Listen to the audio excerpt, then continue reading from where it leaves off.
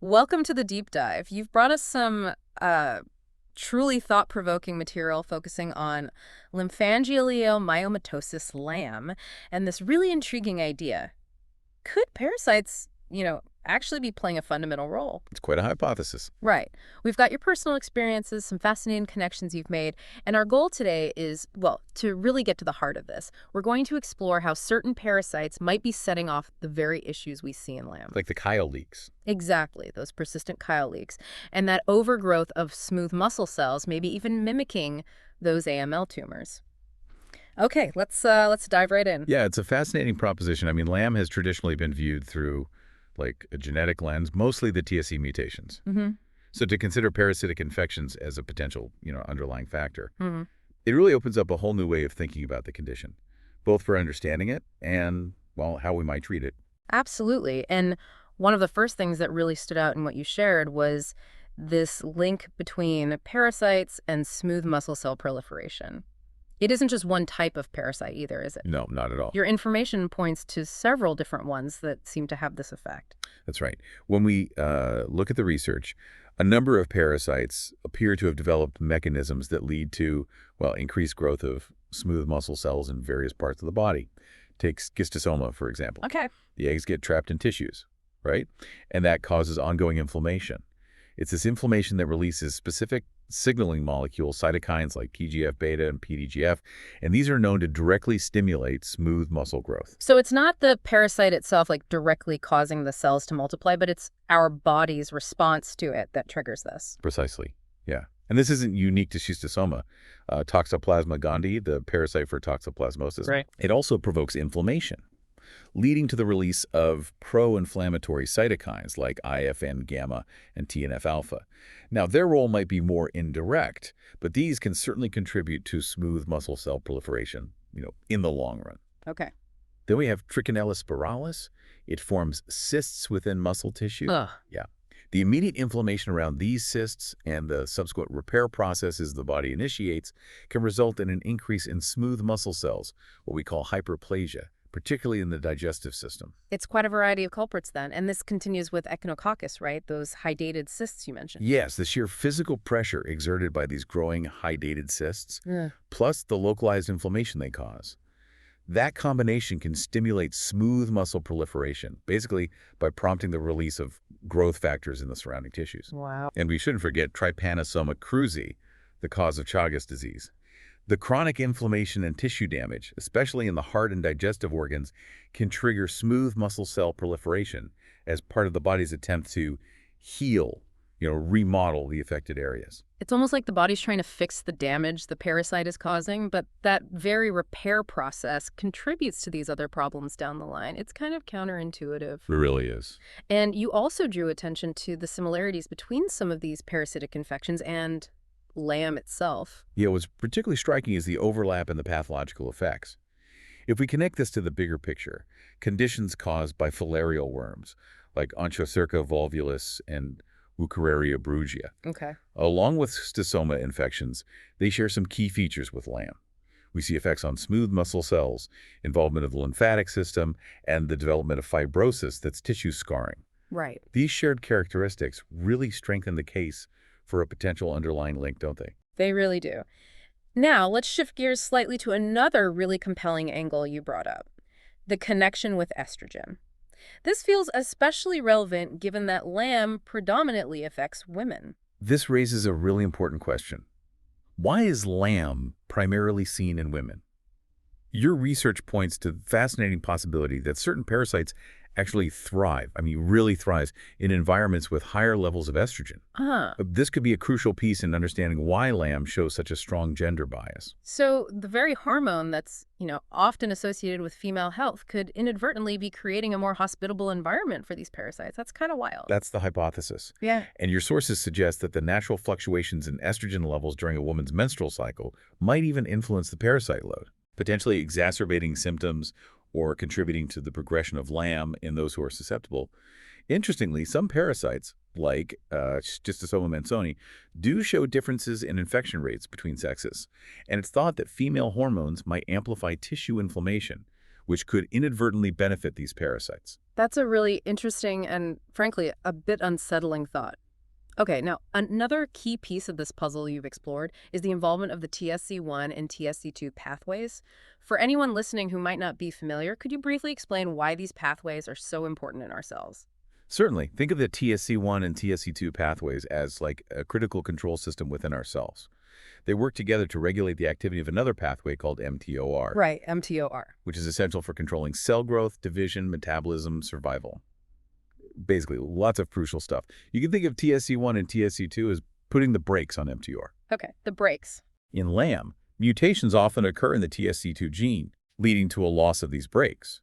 As a result, mTOR becomes overactive, leading to the uncontrolled smooth muscle cell growth that characterizes the disease. Right, so in lamb, the body's natural mechanism for controlling cell growth is disrupted. And this is where these parasites come back into the picture. Your sources indicate that several of these parasites actually interact with these very same TSC1 and TSC2 pathways. Exactly. It appears that parasites like helminths, worms, and also Toxoplasma gondii and Schistosomas, they've evolved ways to engage with these pathways. How so? Well, the idea is that by interfering with TSC1 and TSC2, they might be creating a more favorable environment for their own survival within the host. By manipulating these cellular controls, they could potentially enhance their own growth and reproduction. So it's not necessarily a direct genetic mutation in us like in classic lamb, but perhaps the parasites are somehow hijacking our cells' machinery. That's a strong possibility, yeah.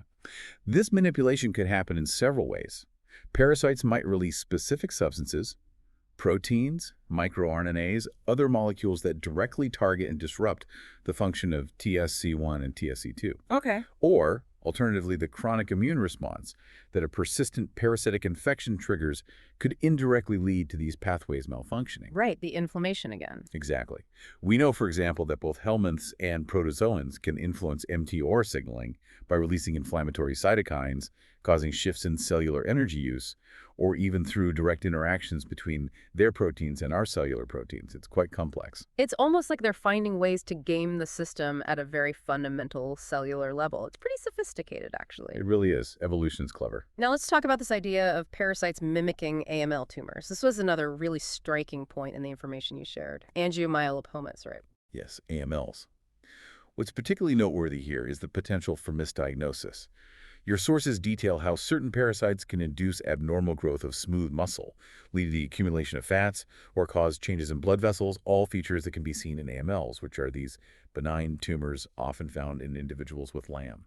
Can you give us some specific examples of how these parasites might lead to these tumor-like growths? Certainly. Let's go back to Wuchereria bancrofti and Bruguier, the filarial worms. Okay. The lymphatic blockage they cause can lead to long-term swelling of lymphatic vessels, fibrosis, and an increase in smooth muscle cells in those areas, which can appear very similar to AMLs on imaging, like CT scans or MRIs. Right. Furthermore, lymphatic filariasis has been linked to dysregulation of the mTOR pathway, a key player in both LAM and AML development. The ongoing inflammation could also stimulate the growth of new lymphatic vessels in an abnormal way, lymphangiogenesis, which could potentially be mistaken for LAM-related growths. That's quite a few overlaps. It's getting kind of blurry. What about some of the other parasites you mentioned, like Schistosoma? Right, schistosoma infections can cause chronic granulomatous inflammation. This is where the body forms these collections of immune cells, trying to isolate the parasite eggs. Granulomas. These granulomas, along with the associated scarring or fibrosis, can appear as tumor-like masses in various organs. And interestingly, schistosoma eggs can also stimulate smooth muscle proliferation. And some species even produce proteins that bind to estrogen. Ah, the estrogen link again? Exactly, further suggesting a potential link to LAM-like processes. Plus, the inflammation they trigger can also lead to the deposition of lipids and changes in blood vessels again, features seen in AMLs. And toxoplasma, how does that fit the mimicry picture? Chronic toxoplasma infections can lead to the formation of tissue cysts, particularly in the lungs and kidneys, which could potentially be misinterpreted as AML tumors during scans. And as we discussed, toxoplasma can also interfere with the mTOR and TSC2 pathways, which could influence the kind of cell proliferation we see in LAM. Plus, its apparent preference for estrogen-rich environments adds another layer to this potential connection. It's almost like we need to add parasitic infections to the differential diagnosis list when someone presents with these types of growths. Absolutely. And don't forget Echinococcus, the parasite responsible for hydatid disease. It forms fluid-filled cysts that can very closely resemble AML tumors on medical imaging. Right, those cysts. These parasites are also known to manipulate crucial signaling pathways like TGF-β, VEGF, and mTOR, all of which have been implicated in both LAM and AML. Okay. And finally, strongyloid stercoralis. In cases of severe hyperinfection, it can lead to widespread inflammation, fibrosis, and remodeling of tissues, which could also potentially mimic AMLs in certain contexts. This is huge. It brings us to a really critical point. What does all of this mean for people who have actually been diagnosed with LAM and the way they are currently being treated? Well, this raises a really important question, doesn't it? Is it possible that in some individuals, what we are currently diagnosing as LAM might actually be the result of an underlying and perhaps undiagnosed parasitic infection? I mean, Your personal experience finding relief through antiparasitic treatments offers compelling real-world evidence that supports this possibility. It's anecdotal, sure, but very powerful. it's certainly been a significant revelation for me personally, yeah. And it makes you think about the medications that are currently used to manage LAM, like sirolimus. That's a very insightful connection. Sirolimus is commonly used in LAM treatment to slow down the rate at which those smooth muscle cells proliferate. Right. It targets that mTOR pathway. Exactly. Interestingly, research on sirolimus has also shown that it can reduce the parasite burden in certain types of infections.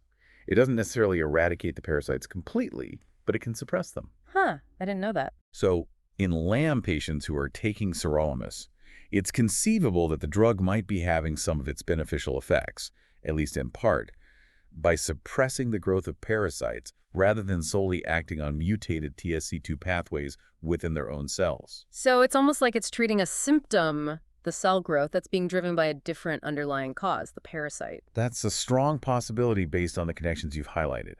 And if LAM is indeed triggered by parasitic infections in some cases, then the focus of treatment might need to evolve, maybe towards therapies that actively target and eliminate these parasites rather than just slowing down the rate of cell growth. And your mention of antiparasitic drugs like ivermectin and albendazole having anti-cancer properties is also relevant here.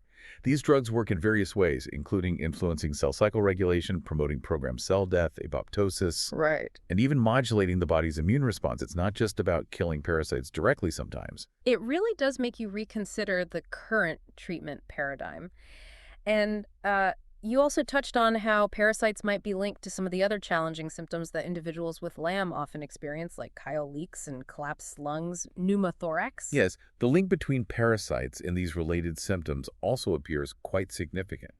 Wuchereria bancrofti and Bruguier, those filarial worms, again, are well-established causes of lymphatic filariasis, Okay. which can lead to substantial lymphatic system dysfunction and obstruction, potentially including the thoracic duct, the main highway for lymph fluid.